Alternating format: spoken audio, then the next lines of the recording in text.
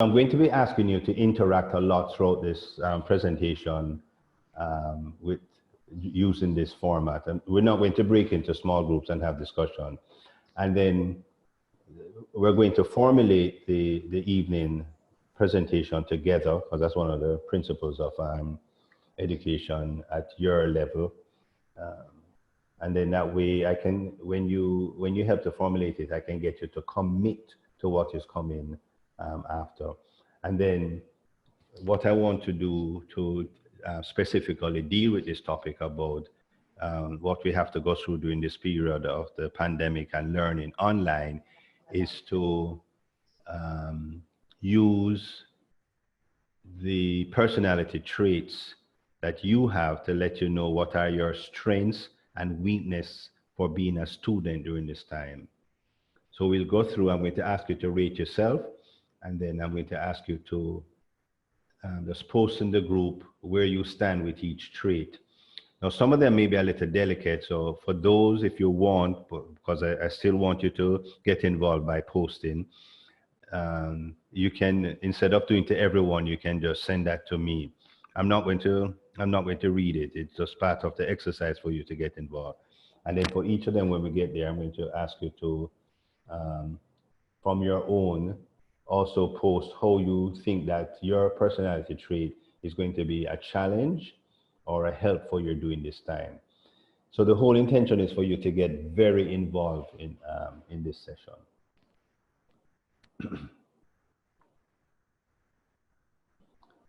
Is there any opening comments anyone wants to make at this point?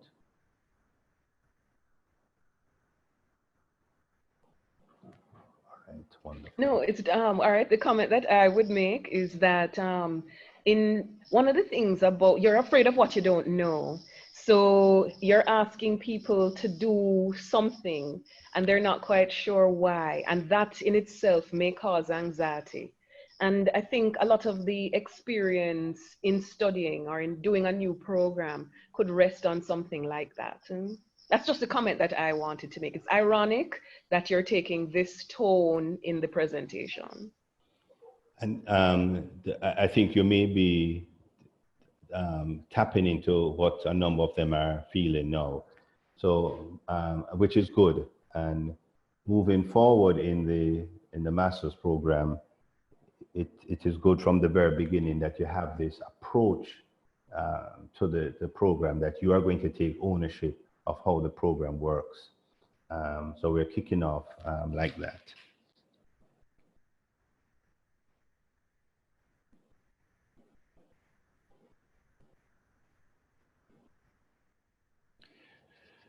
So this is what I explained. Education is a dialogue. And I want to hear from you right from the beginning, if you know what it is you're looking for in this program. And if it's just to get a master's degree, put that out there. But I want you to start to think about, why is it you're doing this program? What it is you want out of it? So if some of you are brave, you could just go ahead and text that to everybody. And then if one or two of you would like to speak about that, just raise your hand. I'm going to ask Ms. Thomas to monitor the chat, and whoever raises a hand, give them permission to speak. So if you would go ahead and do that now, just why are you doing this program? Hi everyone, hi Olivine. I'm actually driving, so I won't be able to type. I raised my hand to indicate that I would like to speak audibly. Yeah, sure, go ahead, please. Are you guys hearing me? Okay, right, so yeah, so I opted to do human resource development, using labor and employment relations. I was not so much into just the recruitment, selection, compensation, and all of that, but I wanted to do something that would involve some amount of technical expertise, so policy development, policy writing, which I saw was involved in this course. So I opted to do it to be able to be trained in that area so that I can contribute more to the development of the workforce, the most important resource of a company, the people. I enjoy that. Learning more about it would enable me to, in addition to my labor relations theoretical knowledge and the little experiential knowledge I have on it, coupled with HRD, I think, would make a great career field, one that I'm interested in. Yeah, that's it. Hope you Nice. guys heard Damien that. has something to say. Okay. Damien has something to say as well. Hi, good evening, everyone. You guys hearing me? Good evening. Yes. Yes, we're hearing you. Yes. All right. So my name is Damon Langlin. I'm interested in this program. I decided to pursue this program because I have often heard and believe that the human capital is one of the most valuable assets of an organization. And I believe that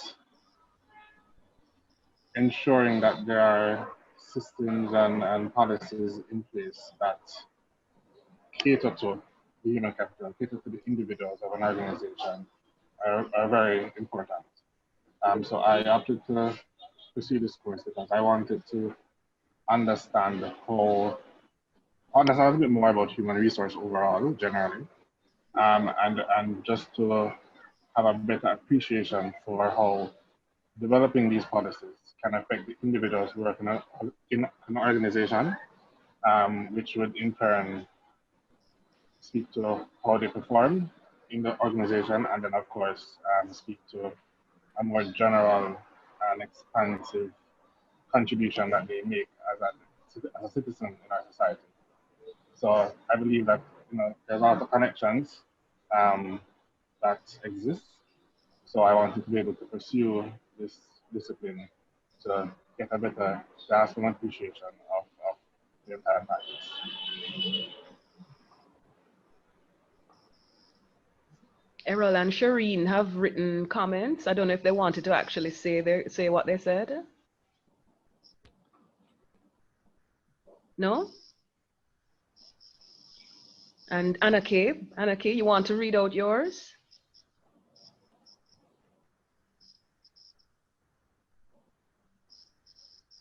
You want me to read them out for you? We have a very shy. All right. Okay. All right. So Group. Shireen says, I'm doing the program because I love to learn and get as much knowledge as I can. And let's see, Errol said, I'm doing the program in order to further my professional development as an HR practitioner. And of course, I said, thanks to Camille. And Anna K said, I'm doing this program primarily to further study, just to create a better quality of life for myself and my family. I think I have what it takes to transform organizational operations in a positive way. And actually, there was something that I thought of, and Doreen has done it. Doreen says, I'm proud to be a graduate of the MSc HRD program. I think it provides its students with all the necessary tools needed to go out and transform organizations. Now, what I was thinking about is that I was going to put Marsha on the spot. I know Marsha is a returning student. She's not a first-year student. And I wanted to know from her, having gone through the program for a year, has her goal changed in any way, or has how she sees HR changed in any way? I wanted her to answer that. But then there's Paula, who said, I want to learn a different field so as to keep my employment opportunities open. And since I'm interested in training, I would love to work in the field of human resource. Wow, it's gone. Human resource development, and get the opportunity to strengthen staff in an organization based on the knowledge gained in this program. Mitchell said, I'm currently in the HR field. I enjoy the job that I do, and I believe that pursuing a master's in HRD will extend my knowledge base. I believe that there is a lot that I will learn and will be able to put to good use. And Suzanne says, I'm doing this program to get a deeper understanding of HR and use the skills that I gain to improve the lives of employees on a whole. I believe that our present HR model needs improvement here, and I believe that I have what it takes to be one of the best HR practitioners, and of course, to enhance my professional abilities. Yes. Olivine, why you like to pick on me? Because you were the first person to come here. You were almost the host of the meeting. Well, for me, I came into the program because I'm actually in career change mode, right? And it's as if each course that you do, like you say, oh, I like staffing. Oh, I like this. It's like you start to like every component of the course. And I'm at a loss now what I will choose for the practicum because everything teaches you so much more that you want to go deeper into it. So it's a very interesting program for me, and I am just waiting to practice some more. Doc, because I'm not Yes. taking over the presentation. I know, thank you. I was a bit worried if people were going to participate. So I'm glad that so many people came in. And this is the tempo that we're going to keep throughout this presentation. I want you to be, not you, Olivine, I want you, the participants, to be involved. And there's going to be a lot more input from you during this Can time. we ask Professor Hutton, though? Professor Hutton is the coordinator of the program. Does he have any perspective on what he hopes to get out of the program? Professor Hutton? Putting him on Well, the spot. Of course. My perspective will be fairly broad because this is the first group that is, well, first cohort that is going to face a cohort year. The group before experienced in the latter part of last semester, and based on all the information we have, at the end of 2 years, COVID-19 will still be around. Of course, we want that to be something else. So it's going to be important, starting now, how we plan and what we do to function and function effectively, if I can use that term, if we really can operate effectively in it at all. So, but we have to start now. We have to acquire the requisite knowledge and skills. We have to, even though we speak loudly of physical distancing, the social distancing, and it will result from physical distancing. And it would seem to me that we need more of the social coming together, where persons find ways and means of communicating and making contact as we pursue the academic work. We have projects that are group, and so we have to continue to work in groups. But question, how do we do that and do that safely? And bearing in mind that we are going to face this new situation for some time to come. So I think this session is important, and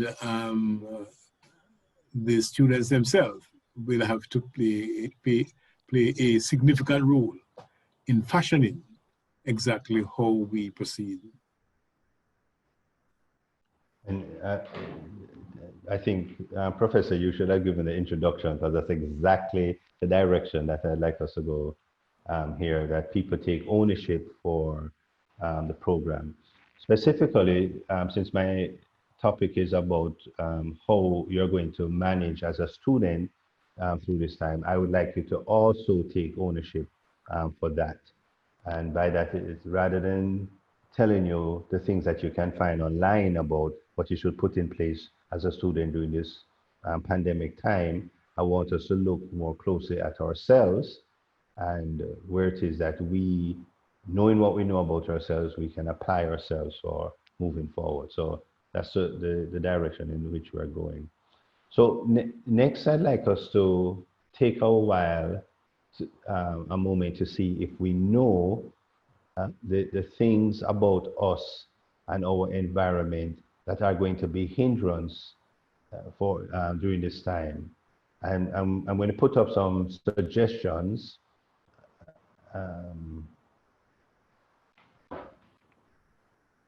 This thing.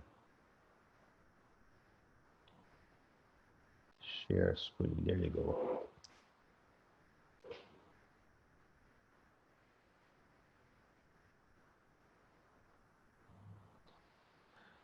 So is each of us aware of what's happening around us in Jamaica now and all of the challenges that we're going to have? And knowing that, why would you sign up for a program? But first, what are the challenges? What's going to be the drawback, the things that will get in the way? I put a few suggestions there. I think you're seeing the screen. Sorry, everybody complains about the administration and the administrative structure at UWI and the challenge that it can be and the frustration that it is. So I don't want that to be the priority that you said that is one of the things that is the most grievous for you.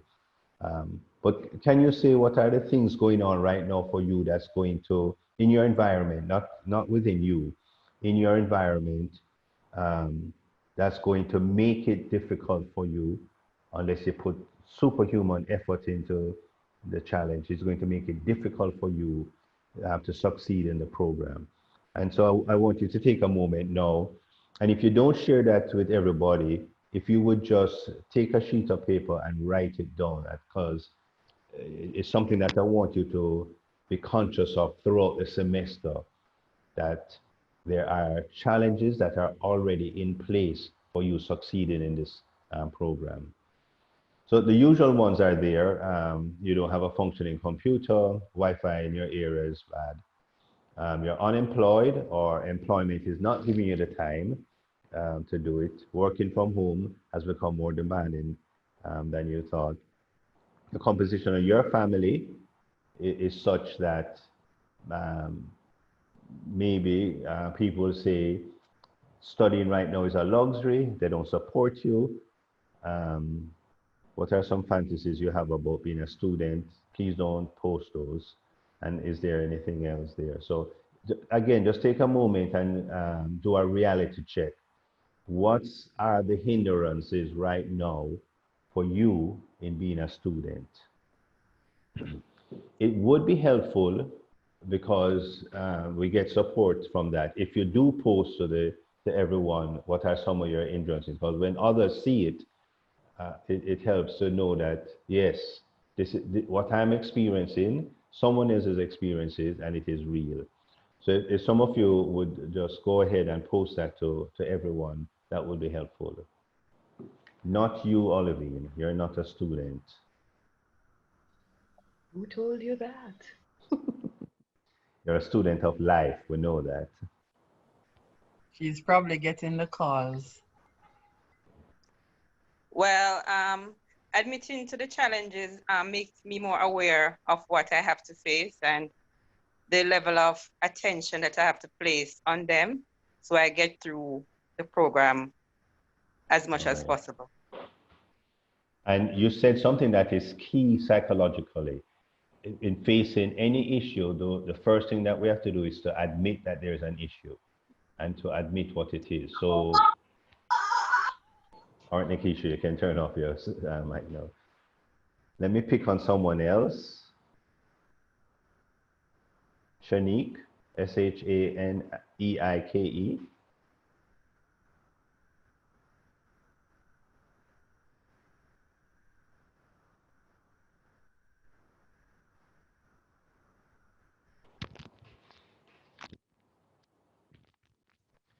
Ms. Thomas, I think you should keep a check of who is responding and who is not. And give everybody, you know that in past years, what we would do for participation is to give a free textbook, you know that. Ah. We used to do that and notice the stress on used to. Okay. but no, we used to bribe people to take part in orientation. And we found that actually those who did better in the program. So please, people, speak up.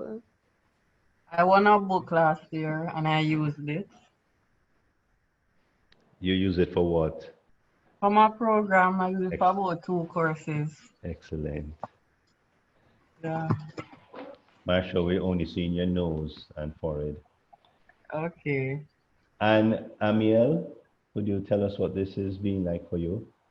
The participation. What did you say, Camille? No, and Amiel. Good evening, everyone. Good evening. How are you? Good, good. It would be good to see you.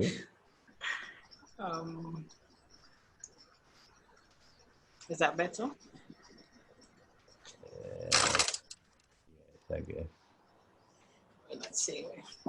All right, for me, all right, so for the participation is I have a high stress job. Most times I am struggling to leave work at 5. Most times I leave work at 7.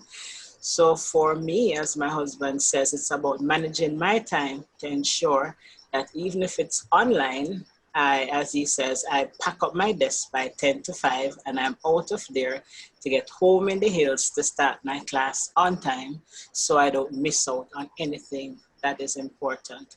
And also the internet challenge, because where I am in Mountain Spring, ever so often we get disruption. So I'm a little bit nervous about that aspect of it.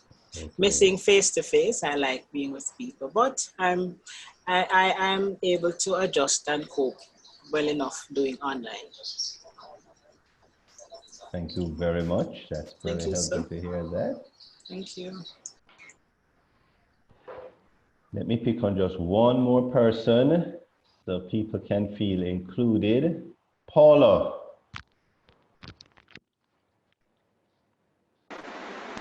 Good evening. Good evening. Yes, sir. How may I help you, sir? I'm sorry, my internet has been chipping in and out, so I am actually using my phone now to try and set up my data. All right. So you the question was, what is it like so far, beginning as a student in this program and with this introduction that you're going through? And I guess you're telling us that you're having some technical challenges already, correct? Yes, I'm having that, and I share with others the fear of the internet going. And I do prefer face-to-face, but I guess I have to work with COVID. And there's some other little challenges I guess I'll work through. Okay. But I'm looking forward to it though, because I'm hoping to really gain something to propel me further. All right. Thank you, Paula. You're welcome, sir. So people, what is being said so far is separate and aside of what you can learn on Google about, Paula, could you turn off your speaker, please? Oh, sorry. Separate and aside from what you can learn on Google about balancing as a student and the work, is this initial stage that we're going through in just doing a tally of all the challenges that you are having. It's critical for going forward, because when you see it, or we're talking about it as we are now, it puts in the frame of that you put in the frame for us that we have to put some effort into making things work. It can't just be, I'm in a program, put one foot in front of the other and go. That is not going to be enough. So I hope just this first part that we have established that. So if you are not being able to, at the start of this presentation, to have been keeping a tally for yourself, set aside some time to answer the questions that have been asked so far, and then for you to react to those. The other thing I want us to deal with now, which is a component of preparing ourselves to go into this program, is to admit that for most of us as Jamaicans, we think of ourselves as resilient, and so all of the problems that are out there, they are not insurmountable. We can get over them. All we have to do is just put our minds to it. And so sometimes when we do that, one of the real problems is that gets in the way of us having a balance that we can read about on Google that gets in the way of our having a balance is that we have suppressed some of the real feelings that we're having about what it is that we're involved in. And because we're experts at not expressing our feelings, they get suppressed and then they come out in the wrong way throughout the year. So all the best things can be said about how to be a good student, how to work during this pandemic, what to put in place for an online program for yourself.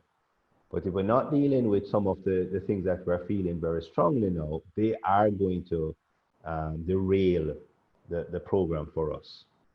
And oftentimes, poor Miss Thomas has to deal with that at the end of the semester when people come in and unburden on her what they have been feeling all semester but haven't said about it.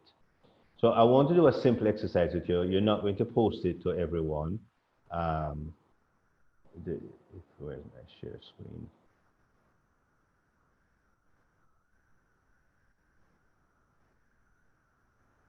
If you would just look at those feelings that are there and see if you can say that you're feeling one of those now.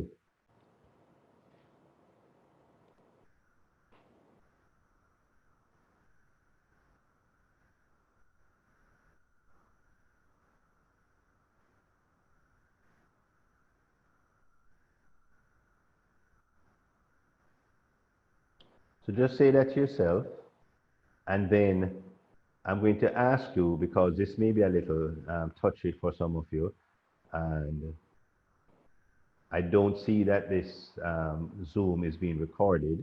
If you could then do the brave Yes, thing. it is being recorded. Oh, if they take something to me, will that be recorded too? I beg your pardon? No, it would be on the chat, but we don't have to post the chat. All right. So if you would just now text to me, I think my name there is Lester, what you're feeling about the program. I'm not going to read them. I just want you to start being honest with yourself about things that may hinder your being the student that you want to be. So if you would do that now, just text.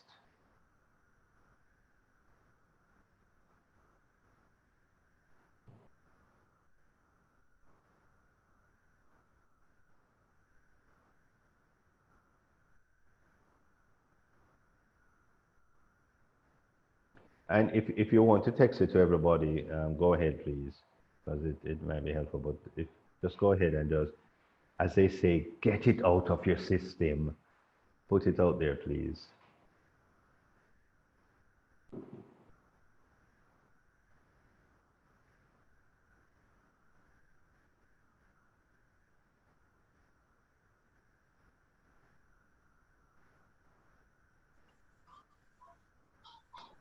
Errol, have we heard from you?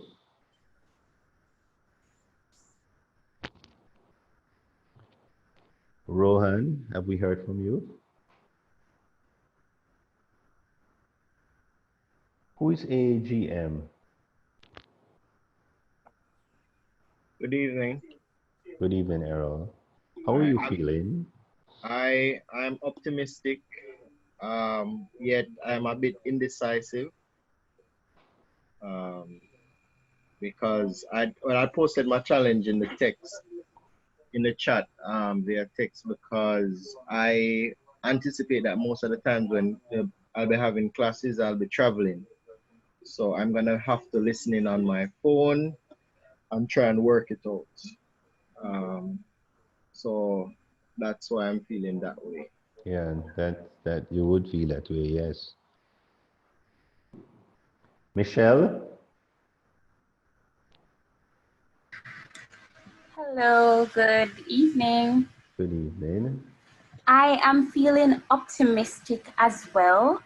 I am an optimist, and I believe that challenges come about to make us better individuals. And therefore, I don't have much of a concern, maybe because I'm fortunate where my work is flexible enough. I'm in HR, but I'm able to work from home. they give us like maybe one day to come in office if we really need to come in office. I don't have issues with my internet connection. My main fear is that I would have preferred to have face-to-face class instead of online. However, as I said, I don't want to be too fearful because this can teach us something. It can say strengthen us as regards to becoming more digital, right, as the world is going. So I don't have much of a fear. I am being optimistic, and I believe that's the way to go. Thank you for sharing that. Would someone else like to pipe in without my calling on you?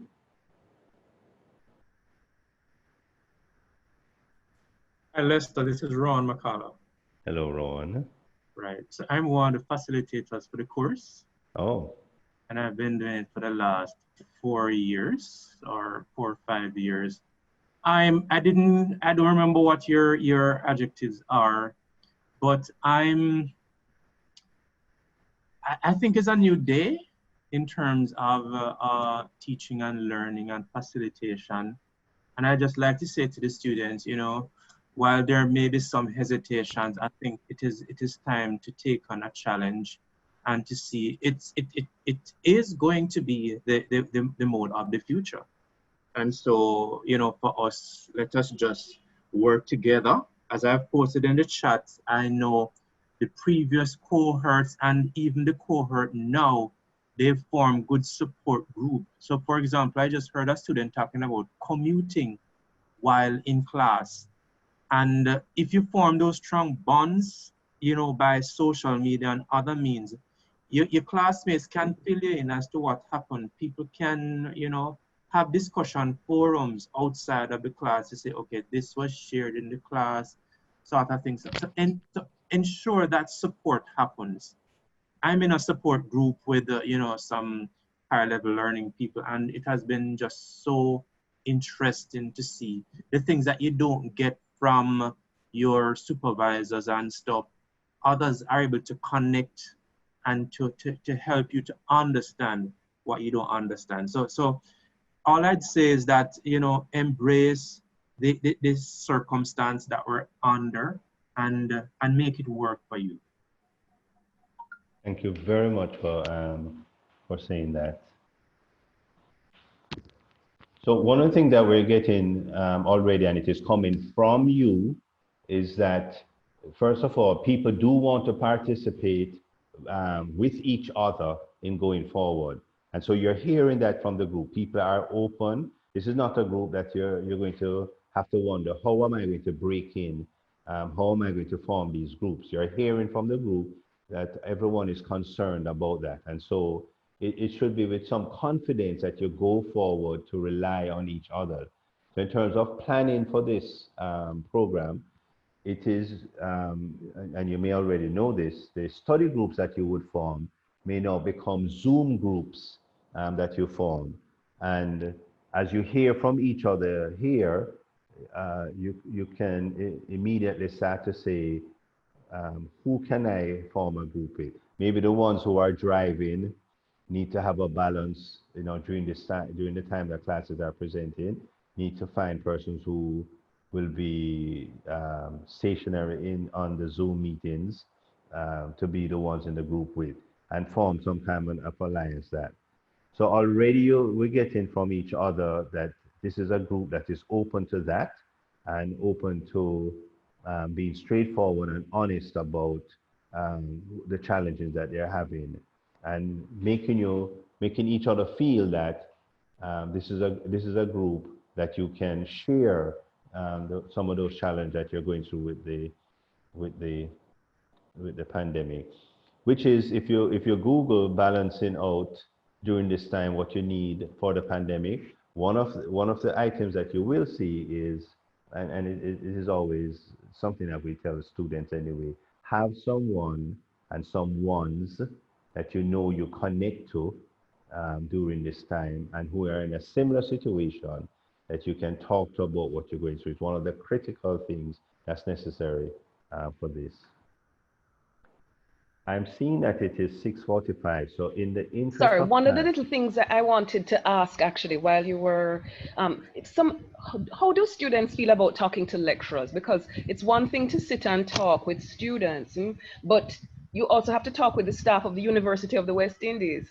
So if a lecturer is doing something you're not understanding the way that he or she's presenting, or you need something repeated, or you're having some sort of challenge, you can speak with the lecturer, or you can speak with the administrators in the office. But we found that students tend not to do those things. And as you say, we find out about problems after the fact. We find out about them at the end of the semester. In the semester just gone, we found out that people had difficulties with registering when we were entering grades and found that we didn't have grades for them. This is after the exam. I mean, it's all well and good. You say you want to talk to people, but then when the rubber hits the road, you tend not to. And we would like to know why, because we've said you can come to us, but we're still not seeing people coming forward to say, I'm having a challenge. And think about it, it's our job to help you deal with challenges while at the University of the West Indies. So ask that we do our jobs. and students and participants, you have heard from one of the program directors that her door is open, and it is a program that prides having presenters and admin staff who are open to hearing from you. So it's one of the things that you need to hear from the beginning, that you can take the fear and the trepidation and the hesitancy about talking. And let me just interject. Well, thank you, Ms. Thomas. It is very relaxing to hear and comforting to know that you have an open door, and yes, we will be coming to you should we have any challenges. I have an open internet connection right now. No, but the truth is, no, but as I said, we have a goal. And if you think about what our goal is, the mission of the HRD unit, then we execute that through you. So it is in our best interest that you do well here. And we do everything that we can to facilitate that. So you sort of ask yourself, why is it that students are still hesitant? The lecturers, the university has policies. The lecturers can't spite you if you say something. I certainly can't spite you if you say something. And it doesn't help us if we do. So we would encourage students to come forward. But as I said, year in, year out, students listen to each other, they don't listen to us, or they talk to each other, they don't talk to us. And we're the ones who know the system and who can get things done to help you get through the program. And one thing I'll tell you, as I said, I'm not taking over the presentation, but the university has something to help you through every conceivable problem that you have as a student. Last semester, even people who had problems with finding their computers, they had no computer. The university actually started lending computers in the same way that they lend books from the library. So there is, I mean, if you have problems with money, the university will help you. If you have all sorts of things, I mean, any conceivable problem, you have marital problems, you can go talk to Dr. Shields. You have anything, any conceivable problem that will prevent you from doing well here, the University of the West Indies has something in place somewhere that will help you to get through it. And it's our job to help you find those resources. So as I said, I'm puzzled about it, but we try every year to assure students that they can come forward, that there is no reason to fear the program, and they do, I can say and Ms. Thomas is being very honest. No, but even doing this orientation, I just saw a thing. I'm really fearful. I'm used to face-to-face, but this orientation is specifically for the online thing. So we didn't even do orientation as usual this year. We had an eye to the online dilemma that we're all facing now. So even that. So you see, we always try to anticipate what the problems are so that we can do something to put in a remedy early, I can say Ms. Thomas really does have an open door policy. You can call her anytime, email her, and she's very, very responsive. Thank you, Marsha. And just to say that the thing that she said you can come to me for is not that I have problems in that area, it's marital issues. So just that I practice couples counseling a lot. So.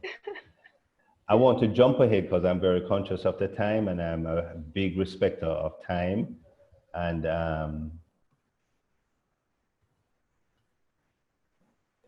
so I told you we're going to go into the personality trait. I'm cutting out a lot of other things just to go into the personality trait. And these that are appearing on your screen now, I hope you can all see them. These, they're the model that I was going to present and have you look at yourself so that you can know what are your strengths and your weaknesses as a student, and then fashion a structure for yourself. These last, it's a 30 trait model that I was going to present you and have you rate yourself on. The last 6 of the traits which are here, these are the key ones for success in any area. Student, being a human resource manager, anything. These are, if you're high in, just naturally, your personality traits are high in these students, research over and over shows. And so I want to go through these with you quickly, tell you what they mean, and then tell you if you feel that you're lacking in that area because that's not your personality trait, this is the area in which this is your quick remedy for success. If you can just align these traits moving forward. So unless there are any questions about anything that went before, I want to jump into this. And please write these down. So one of the theories about personality is that we have traits, and the high amount of the trait or the low amount of the trait along 30 traits is what is unique about you. And these are the last on the 30. Competence is a sense that, and some people might call it being bossy in Jamaica. Competence is a sense that is a sense that is just ingrained to some people, that whatever they're asked to do, just because they were asked to do it, they are qualified to do it. If they get put in a position, if they volunteer for something, it's because they know they're competent to do it. They have the competency. Now, you can imagine that there will be people who have no training in a specific area, and if they feel competent that they do, take for example being a medical doctor and not having been to medical school, but if they feel competent in that they could cause a lot of harm. True. And so don't think because if you feel competent about anything, you may cause harm. The truth is that what we have found from research is that persons who do succeed, they find a way to get ahead because of that internal feeling of that. So I would like for you, wherever you fall on this, you tend to never, if you're low in competence, it means for most things, you just don't feel that you're qualified. And it could be even in relationships. If you're married, you don't think you are really cut out. If you're low in competence, that you're really cut out to be a husband, cut out to be a wife, or cut out to be a parent. Whereas a person who is high in competence, they could have come from the most seriously dysfunctional family, and they feel that they will make a good parent, no matter what is their background. They are going to put in place the things that will make them a good parent because they feel competent about it. And so the area for us as students is to feel that I've gotten into this HRD program, I'm competent to be a student in this program. So what we started off with is there's a lot of things that are going on because of the pandemic and the Wi-Fi and family and employment that can be hindrance. But those things, because they are not there, does not mean that you're competent to be a student. Which is, you have intelligence, you already passed through the selection process, you've already proven that you are a competent student. If you tend to be low in competence, you're going to set yourself up to fail because you don't think you can do it. So this attitude that you can is critical starting off.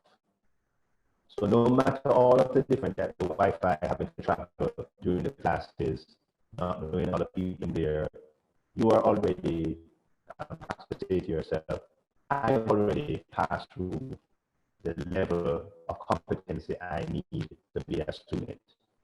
And that foundational sense is critical for moving forward. Order is a personality trait. If you're high in it, you know what you need to put in place when you have a task. Some people, when they're low in it, they don't even know where to begin. We see this a lot with undergraduates in their high school. Their parents structured everything for them. They come to university, it's a different structure. They don't even know that if they have you're a little muffled, Doc. You're a little muffled. Sorry, they don't even know that if they have a mid-semester, that they have to start doing the research at a certain time, do a draft by a certain time, speak to others about it. They don't know the order of things, that things have to happen if you're low in order.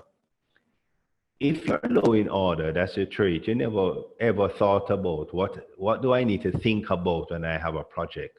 What is the order in which things need to be done? If you're a person who breaks properly, you tend not to be orderly. If you're like that, then you know that to succeed as a student, you will have to meet up with someone else at the beginning of every class that you're in and put a timeline in place for yourself, because you can't do it naturally. If you're high order, you do it naturally. You plan things out, it's there. But if you know for yourself that you tend to be the person who don't know how things work, what needs to come first, X, Y, and Z, you're just like that normally. To succeed, you have to be high in order. And to do that, you may need help. Admit it. Don't bother with it. I feel bad about this and I'm ashamed. I can't talk about. Don't bother with that. From the very beginning, and again, you can contact Ms. Thomas online and put together a timeline together. So do one for yourself. Be one of the keys to success in being a student is to be orderly. And to be orderly is to know what needs to be done. And so for all of your programs, look at the course outline, look at the assignments, and have a timeline in place from now. Dutifulness is a sense that if you put yourself towards something, you have a duty to complete it. Not everybody feels that way. And you know, some people have the luxury of people paying for their degree for them. So, you know, if I don't feel like finishing, so what? I can drop out for a year, whatever. Some people, who are high in dutifulness, if they have no money to do a program, because they're in the program, they have a duty to complete. They find the way to complete. And so, if you tend to be low on dutifulness, when the challenges come for the program, you are less likely to go through with it. So if you're low in dutifulness, you need a person to confide in. So when the challenges come up, you say, hey, I need you to boost me through this right now because I don't have it naturally to do that. I don't have that sense of being committed, or I tend to think, hey, you know, they're always going to offer this program. I can do it 5 years from now. Let me put some other things in place. You're not going to get through with that attitude. So if you know you tend to be low in dutifulness, you need someone to confide in. you need to know, you need the person that you can go to and say, there are critical times when I'm going through and I'm admitting to my feelings. I need to come to talk to you, and you have to be the person who pushes me forward. Because that's not one of my personality traits. That's one of my weaknesses. If you have a high sense of duty, you're good. You will complete, because you have this strong sense that what you put yourself to, you have to complete it. You have the sense of duty. High achievement seeking is just persons who want their accolades, and they want the titles after their name. They want the rewards and so. And when they don't get it, they feel bad. So they will achieve what they put themselves to, not because they have a sense of it, not because they have a sense of duty, but because they want the prestige that comes with it. They want to say that they've accomplished this or that. Unfortunately, sometimes those persons will cheat to get ahead, because getting those achievements is more important than anything else. Sorry. Unfortunately, sometimes with the persons who are high in achievement striving or achievement seeking, they will cheat to get ahead, because getting the achievement is most important to them. Since we have a lot of things in place, to catch plagiarism and those things, we can hope that those who are high achievement seeking will do it, do it honest and the proper way. So if you're low in achievement seeking, that is, you're humble, you don't really need to have any, a degree. You don't really need to say that you went to UE. That might be a challenge for you when the going gets rough. So just be aware of that for yourself. Self-discipline is going through the torture that you need to go through, putting up with what you need to put up with. You have the discipline to do that. You can, once you put a structure in place, you can abide by it. And when things come in the way that will disrupt that, you already know, just to say you're very good at setting up boundaries and say, there are certain things I cannot deal with at this time. And you have no problems with saying that, because people will know you for that. By now, you would know yourself if you're high in self-discipline. People will know you for that, and they know, hey, once he or she set a schedule for him or herself, when the time comes, they're there. They put themselves there, nothing is going to interrupt.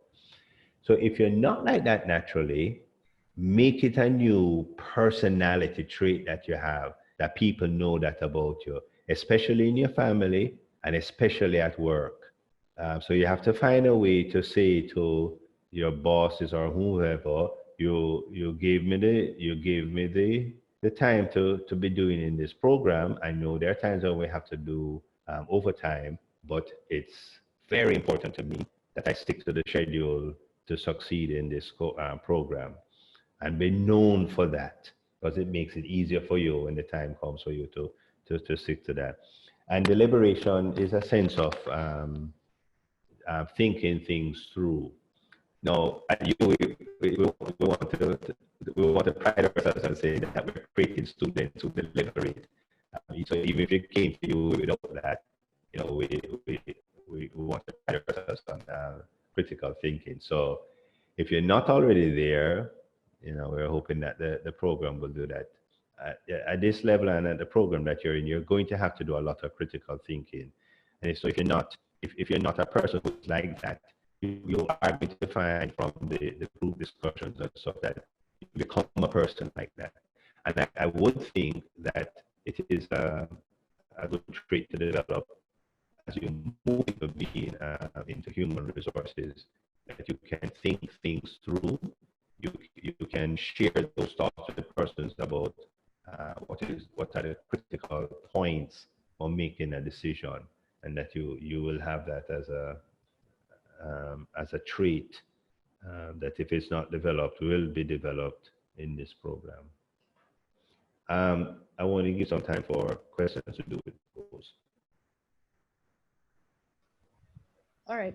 When the unexpected happens, how do these traits help you? Because with the best will in the world, you put a plan in place and it falls apart.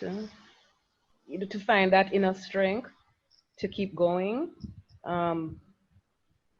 You know, it's more than self-discipline. It's more than duty. I don't know. I don't know. But there's some other it factor which causes some people to go through fire to achieve, and others are apparently there on the cusp of success, and yet they don't manage it.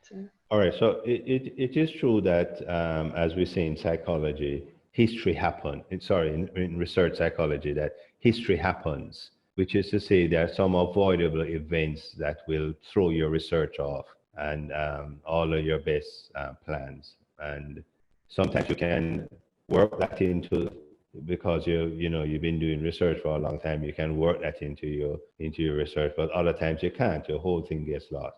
And so, yeah, there might be something, that happens. Yeah, all of your family members get COVID, and the government finds a secret quarantine place to put you for a month. It'll screw you up. And yeah, you won't have any control over that, But what I'm saying is, with these being high in these traits, when the normal challenges come along, you will already be disposed to dealing with them, because these personality traits, when you're high in them, has been practiced. So for most of the normal challenges, you will be able to ride through them. And what I'm encouraging is, if you are honest with yourself about where you fall on those personality traits, if you know you're low on them, start from now to put in place being high in those traits. So when the challenges come, you can ride it through.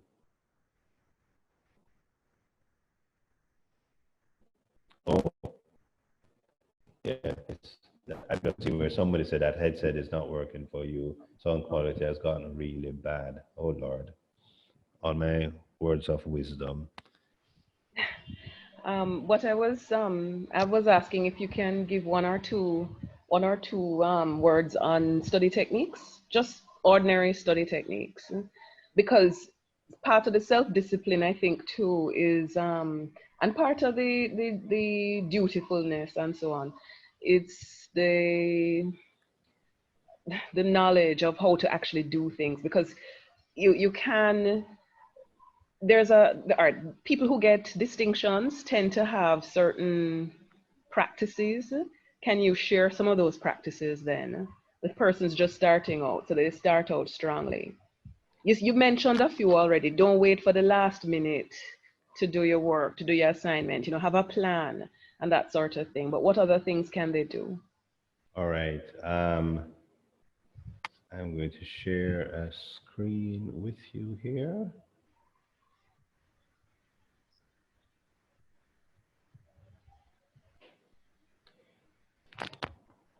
There's this proven, and I'm sure some of you have heard about it, technique called Aspire. And again, you can find it online, very easy to do. And it allows you to gear your own self towards getting stuff in place. So again, write this down, please. They're all uppercase and a full stop after each. Aspire, a study system, and go through it for yourself. It outlines for you what you need to study in any program. So some of it, like you said, we have done before. Your approach and your attitude, the first one, has to be positive.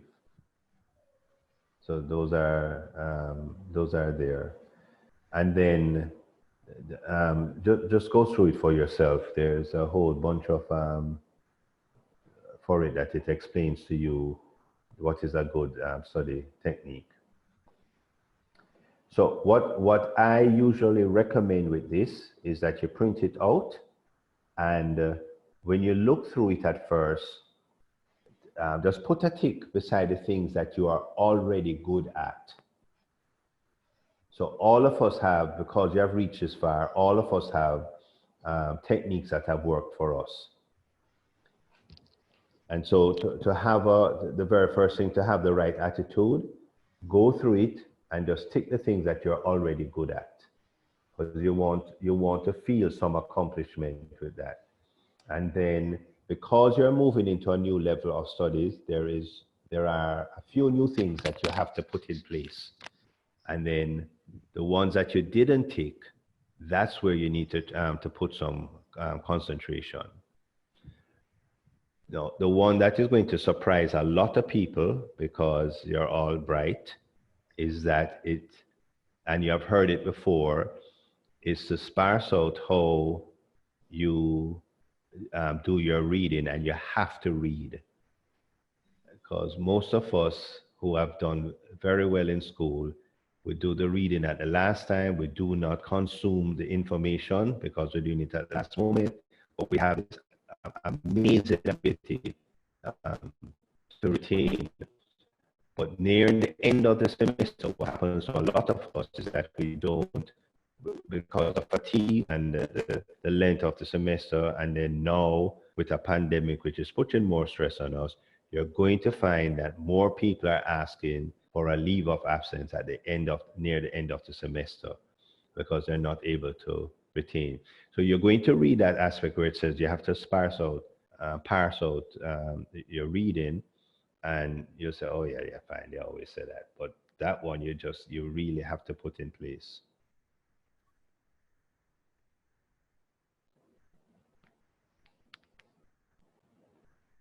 So please, I highly recommend this approach. Google it, print it, tick the ones that you're already good at, and then concentrate on the areas that you need for you're weak at, and start that from now.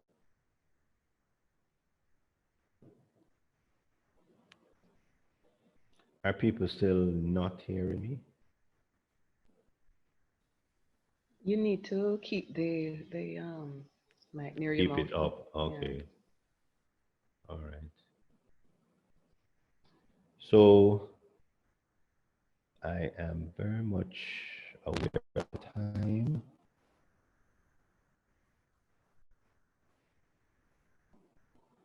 I've just posted the acronym.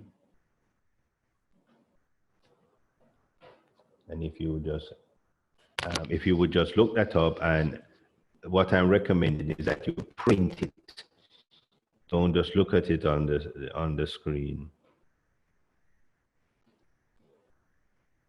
And please don't, because of what I just said, please don't let a takeaway be that for all of your courses and for your reading, you need to print everything. No, we do have different relationship with the screen. And you can learn to adjust to read it on the screen. So don't let it be a takeaway that the best way to interact with your reading material is to print it. That's something I don't want that to be a takeaway. But for this one, because you want to keep going back to it and have it ready, please print it. All right, I had a lot more with the traits I want to post, but like I said, just of the time. Not hearing you, Doc. Sorry, there's a lot more with the personality traits that we could go through, but just to be respectful of the time. So could we just have a period?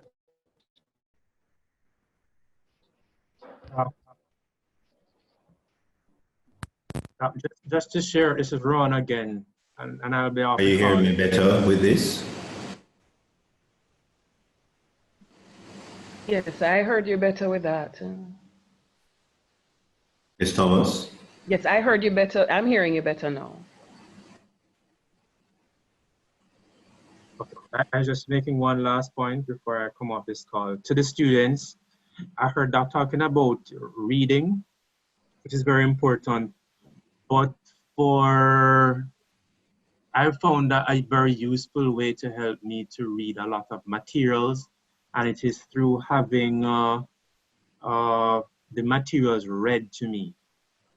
So there is this feature, if you have Adobe, there is this feature that actually allows the materials to be read to you. I'd suggest that you do some research around that. I found it to be excellent. So I could be doing something and I'm listening to an article being read to me while I'm doing whatever I'm doing. So, you know, I pretty much use that now to the point I've gotten so accustomed to it. So my brain is getting lazy reading some stuff rather than hearing it.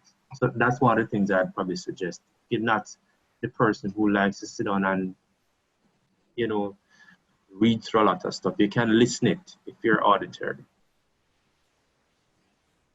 Oh, well, the individual learning styles differ, and it would be good if at the master's level, people have a good idea of what his or her learning style is.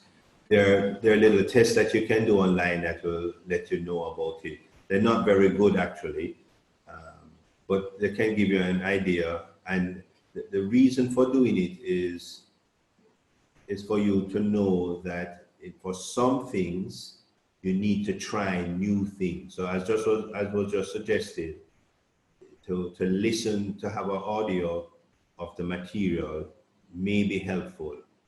But if that's not your learning style, it may not be helpful for you. The critical thing for you to know what your learning style is and try different things, because you're going to be bombarded by so much during this semester. So trying out different things may not be a bad thing. But first, know what your learning style is. And one of the things I would say is it's a truism, I suppose, read before class, so that when you get to class, you actually know what you don't know. So you can ask sensible questions and sometimes you think you know something, it sounded logical in class, but when you went out, you realize you really didn't grasp it. So for me, reading before the class, as much as people always say it, but it really does work. I know that when the classes that I've invested time in before the fact, I've actually done very well in those. So, you know, that's another thing I would put on the table. The thing with reading before class, it works for a lot of people, and it especially works when you have a structure or a schedule that you follow. If you are working a long day and going to class, it is not going to work, and it's going to frustrate you. So yeah, it's ideal if you can put in place where maybe during your lunchtime you can give 15 minutes to read in, but it cannot be done in a very packed day.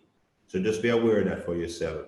So what is sometimes recommended, and again, it has to do with your learning style, what is sometimes recommended is that if you have a long day, if you're going to be in school, then you start getting up a little earlier and reading.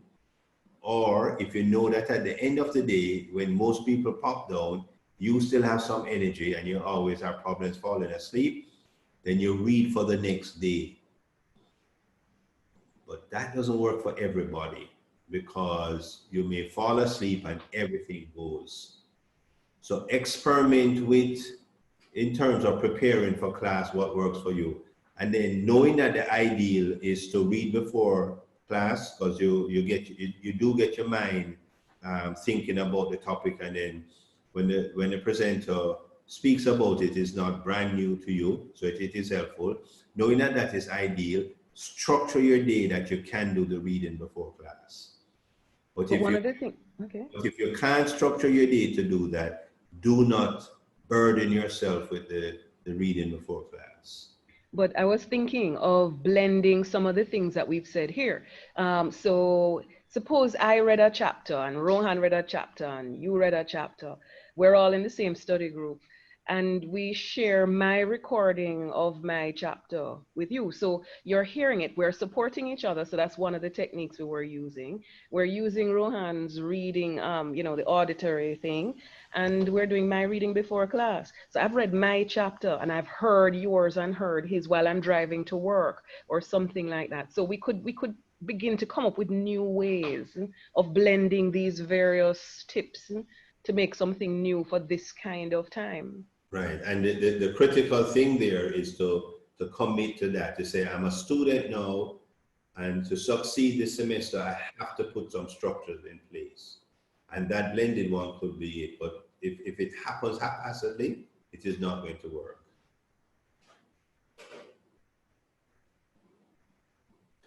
And so the point I made at the beginning is to now think about your semester and how it is going to play out, and put some things in place about yourself and your environment to make this work.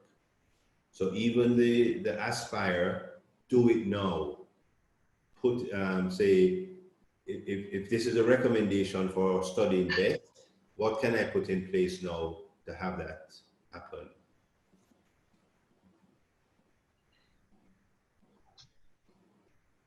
Any other questions?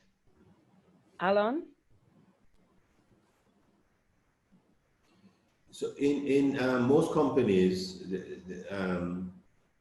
there's a model that the staff has a staff retreat, or either to wrap up the year, or a planning retreat at the beginning of your calendar year. If that's a model for you already, perhaps, and it works for you, and you're in that mode from being an employee, perhaps before school gets really going, have a day for yourself, and if you can reach out to some other student, but have a day for yourself where it's a day to plan for this semester, to prepare for the semester. Consider it critical for being a student and planning for your semester.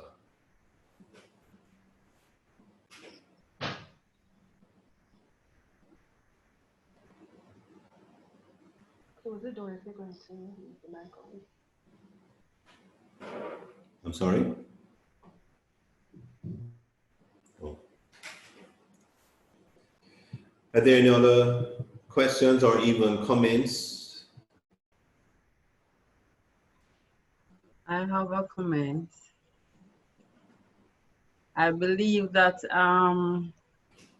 I know that sometimes students will say that a class is boring and those things, but the onus is not on the lecturer only to make the class interesting.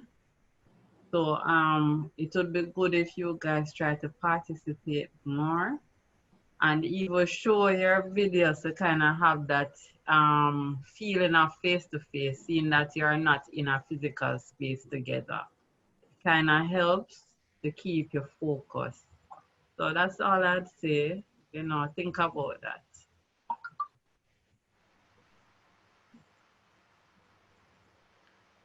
Any other comments at this time?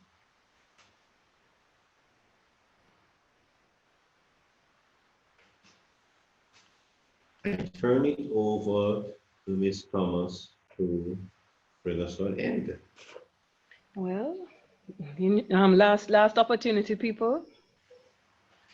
Nothing more? Paula? A quick question. I hear since we're talking about studying at this point, and I saw the book list that was sent out, and I was trying to decide or understand which ones would I really need to purchase, or do I just wait until the lecture sessions, then we are guided? Yes, you can wait until the lecturer speaks with you, but if you'll notice that some of them say prescribed and others are highly recommended, you would go with prescribed above highly recommended. But wait for the lecturers and wait for us. We might have some gifts for you, but you know, just wait. Don't rush into the bookshop. Thank you. I noticed that some people have been posting some ideas about study techniques and so, and that is definitely one way, sharing that type of information that we can help each other. So encourage to start, to continue doing that with each other.